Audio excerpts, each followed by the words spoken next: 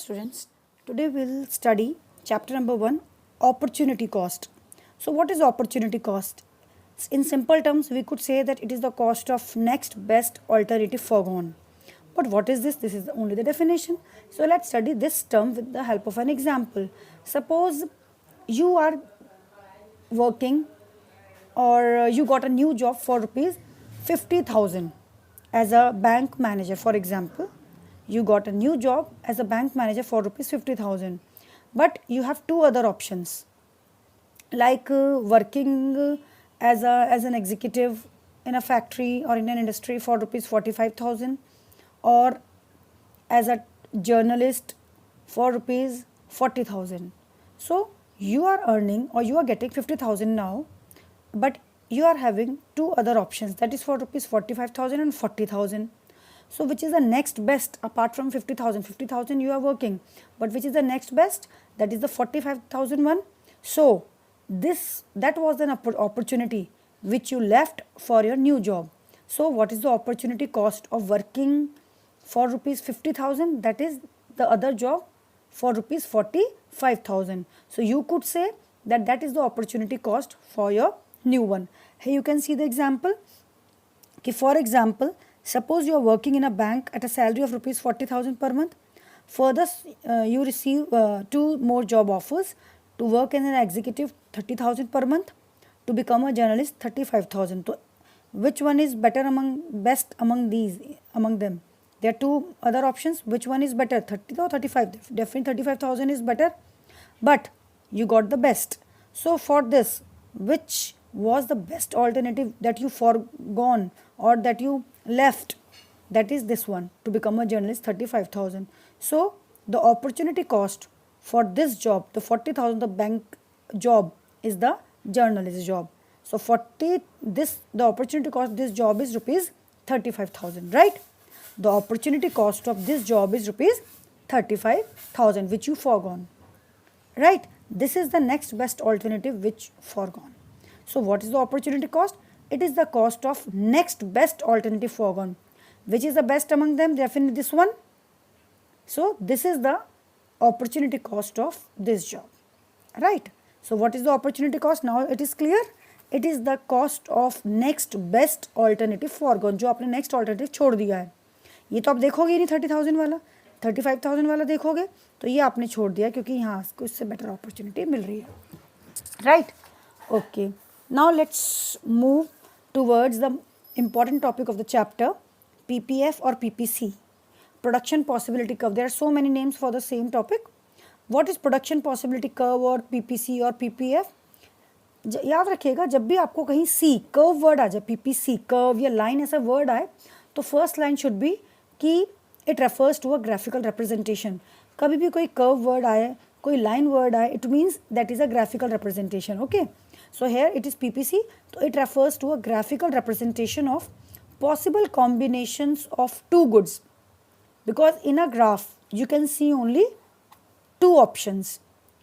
You can show only two options, x-axis and y-axis.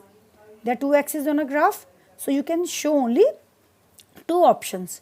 So here you have to write, it refers to a graphical representation of possible combinations of two goods that can be produced with given resources and technology. Okay, so what is PPC? It refers to graphical representation of possible combination of two goods that can be produced with given resources and technology. What is the meaning of this given resources and technology? ये अभी हम assumption में पढ़ेंगे कि चलिए बाद में बताऊंगी, पहले आप ये समझ लीजिए what is PPC. It refers to a graphical representation क्योंकि curve आ गया. Okay, of possible combinations, क्या क्या combinations हो सकते हैं of two goods that can be produced with given resources and technology. अब हम इसके आगे कुछ assumptions पढ़ते हैं on which the whole definition and whole procedure based. Number 1, the amount of resources in an economy is fixed.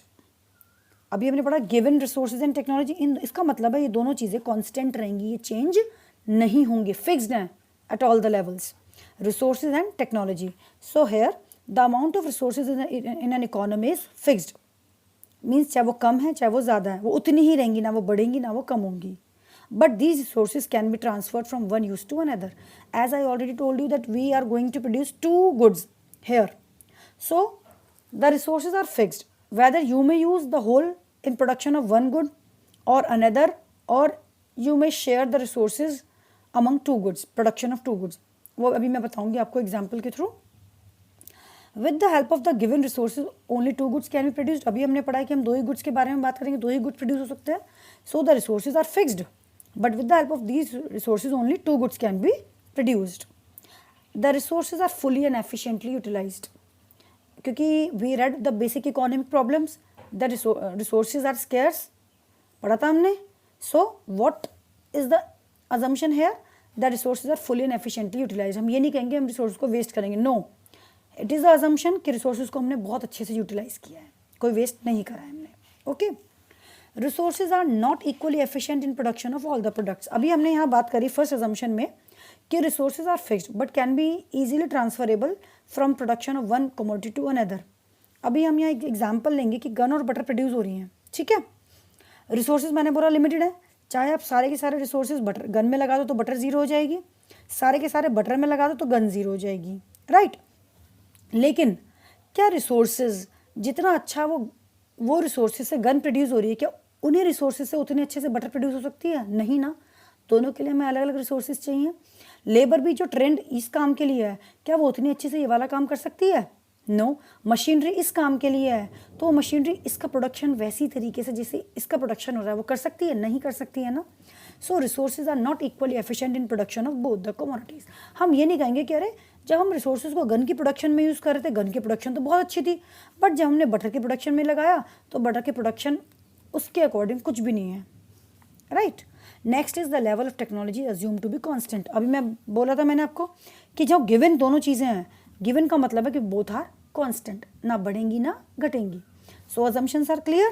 First of all the resources are fixed and constant but these are equally transferable from one commodity to another.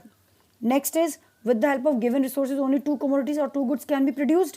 क्योंकि graph में भी हमने बोला x axis y axis से two goods can be produced at a time.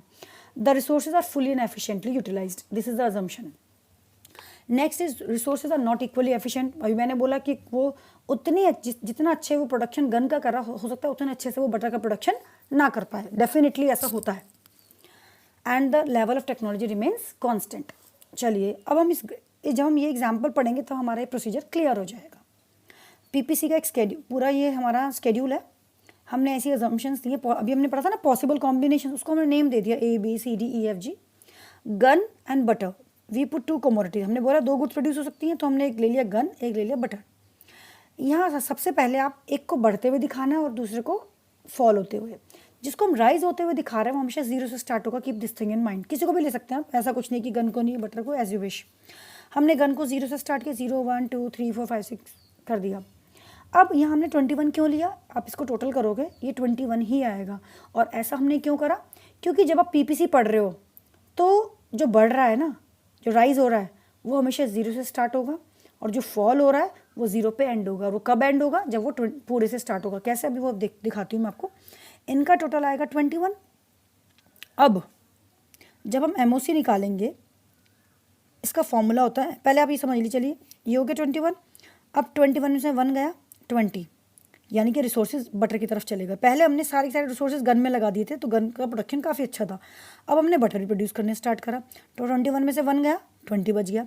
21 में से 2, 20 में से 2 गया 18, 18 माइनस 3 15, 15 माइनस 4 11, 11 माइनस 5 6, 6 माइनस 6 0.